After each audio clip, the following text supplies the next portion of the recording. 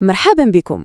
اليوم غادي ندويو على واحد الموضوع اللي كيقيس تقريبا كل شي في المغرب، الشيك. هاد الورقة الصغيرة اللي ولات بحال شي وحش صامت في المعاملات ديالنا. غادي نغوصوا مجموعين في التعديلات الجديدة ديال القانون 71.24، نشوفوا شنو تبدل، شنو الثغرات اللي فيه، والأهم من هادشي كامل الخطر اللي مازال مخبي في دوك التفاصيل الصغيرة اللي بزاف ديال الناس ما كيردوش ليها البال.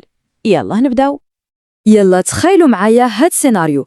الواحد فايق الصباح كيحل عينيه، اول حاجه كيديرها هي يجبد تليفونه وبوم كيلقى داك الميساج من البنكه: رفض الاداء شيك بدون رصيد. في ديك اللحظه كتحس بحال شي حجره تحطات ليك على صدرك، وكتبدا تسول راسك كيفاش ورقه صغيره القيمه ديالها كورقه هي والو تقدر تخربق ليك حياتك كامله. هذا هو السؤال اللي خاصنا كاملين نطرحوه اليوم. ايوه، المشكلة كلها ماشي في ديك الورقة، المشكلة في القوة اللي عطيناها ليها والقوة اللي عطاها ليها القانون.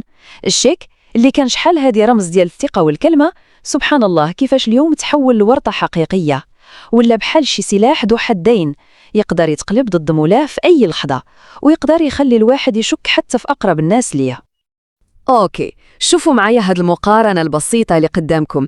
على اليسر كاين الشيك ديال الزمان، كان رمز للثقة، كلمته كلمة تعطيه لشي واحد بحال عطيتيه الفلوس كاش لا نقاش. ولكن شوفوا على اليمين الشيك ديال اليوم، ولا مجرد ورقة كتثبت باللي كتهال شي واحد الفلوس، ولكن معها كيجي الشك والخوف، ولات فيه علامة استفهام كبيرة. وهذا التحول كامل، هذا التغيير الكبير راه ما جاش من الفراغ. السبب ديالو هو واحد الأزمة كبيرة اللي خلقاها القانون القديم. القانون القديم كان صعيب بزاف، كان كيضرب بالجهد وبلا رحمة. كان عندك شيك بلا رصيد صافي، كانت عندك طريق واحدة معروفة، وهاد الطريق هي الحبس. النتيجة كانت واضحة وبينة، من عام حتى ل5 سنين ديال الحبس. ما كاين لا نية حسنة، لا دروس استثنائية، لا والو. عندك شيك خاوي، عندك حكم واحد كيتسناك. وهاد الشيء بطبيعة الحال كانت عنده عواقب كارثية. الحباسات عمرو والمحاكم غرقوا بالقضانة، والأخطر من هاد الشيء كامل هو أن آلاف ديال العائلات المغربية تشتات وحياتها تدمرات، كل شيء على قبل ورقة واحدة. مزيان. من بعد هاد الكارثة جا مشروع القانون الجديد 71.24، جا بحال شي طبيب كيحاول يداوي واحد الجرح اللي كان غارق بزاف. الهدف ديالو كان هو يبدل ديك المنظومة القاسية ويعطي للناس فرصة تانية. ولكن كيف ما كيقولوا ماشي أي دواء كيكون فعال 100%، وحتى هاد الدواء فيما يتقال. يلا نشوفوا مجموعين شنو اللي تبدل بالضبط. أول حاجة وأهم حاجة تبدلات هي الغرامات. شوفوا معايا هاد الرسم، الفرق كيبان بالعين المجردة، فرق شاسع. داك العمود الطويل اللي كتشوفوا هاديك هي الغرامة ديال القانون القديم، 25% من قيمة الشيك. تخيل. ودابا شوف وحده داك العمود الصغيور ولات 2% فقط. هادي بوحدها كانت بحال شي نفس جديد لبزاف ديال الناس اللي ماشي نصابة، ولكن غير ظروفهم المالية اللي خانتهم.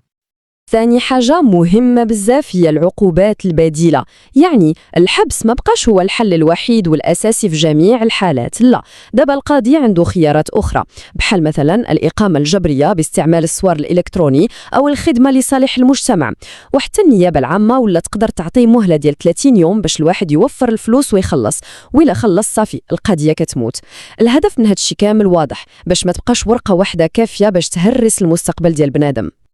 ومع هاد الشي كامل القانون الجديد جاب واحد الاستثناء مهم، واحد النقطة اللي دارت بزاف ديال الصداع، وهي أن الشيكات اللي كتكون بين أفراد العائلة الصغيرة، يعني بين الراجل ومراته أو بين الوالدين وولادهم، ما بقاتش كتعتبر جريمة. الفكرة هي أن المشاكل العائلية خاصها تبقى داخل العائلة، وماشي كل خلاف صغير يتحول القضية في المحاكم والواحد يمشي للحبس على قبلها. لهنا كل شي كيبان مزيان، ياك؟ القانون تبدل للأحسن. ولكن سمحوا لي نقول لكم واحد الحاجة اللي يمكن ما غاديش تعجبكم.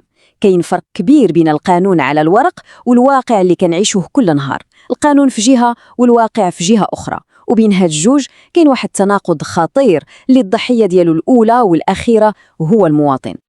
هاد الجملة اللي على الشاشة كتختصر القصة كاملة. قانونيا ممنوع، واقعيا مطلوب. شنو المعنى ديالها؟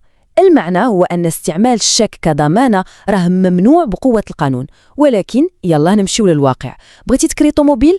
أعطيهم شيك ضمانة. مشيتي لشي مصحة خاصك تحط شيك ضمانة، يعني مازال الناس كيطلبوه وكيفرضوه عليك كأنه هو الضمانة الوحيدة اللي عندهم، واخا القانون كيقول لهم هادشي راه غلط وممنوع.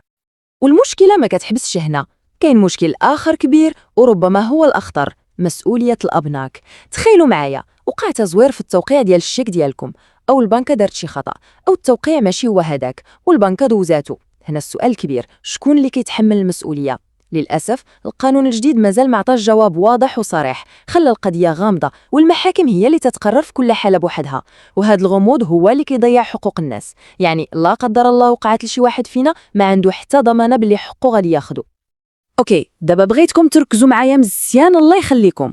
هذه هي اهم نقطة في الهضرة ديالنا كاملة. كيف ما شفنا الطبيعة ديال الشيك تبدلات، ولكن الخطر ديالو مازال كاين، وبالعكس يمكن ولا معقد كتر. إذن شنو هو الفرق بين الشخص اللي كيلقى راسو غارق في المشاكل والشخص اللي كينجا منها؟ الفرق هو حاجة وحدة بسيطة ولكن أساسية. هاد الحاجة هي المعرفة. وفي هاد السياق ديال الشيكات المعرفة ماشي شي حاجة ديال الطرف، ماشي اختيارية، لا. المعرفة هنا هي السلاح الوحيد اللي عندك، هي الدرع اللي غادي يحميك من ورطة تقدر تضيع عليك سنين من حياتك في المحاكم والمشاكل. إذن عملياً شنو خاص نديرو؟ قبل ما شي واحد فينا يوقع على أي شيك سواء كيعطيه أو كياخدو، خاصو يدوز من هاد 3 ديال الخطوات البسيطة. أولاً سؤال على كل شي صغيرة والكبيرة. ثانياً فهم مزيان شنو العواقب ديال ديك السيناتور ديالك. وثالثاً تأكد من كل معلومة، من كل رقم، من كل حرف، حيت كيف ما قلنا الشيك اليوم ما بقى فيه لا ثقة لا ضمانة. مليان وصلنا للخلاصة، الزبدة ديال هاد الشي كامل اللي قلنا. قبل ما تعطي الشيك، قبل ما تاخدو، قبل ما تستعملو كضمانة، قبل ما تكتب فيه أي رقم وتحط ديك السيناتور ديالك، حبس وخذ غير دقيقة واحدة من وقتك.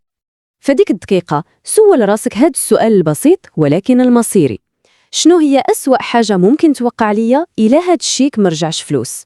وإلا ما كانش عندك جواب واضح ومضمون، الله يخليك ما تزربش، سول شي واحد كيفهم، محامي، خبير، موظف في البنكة ديالك.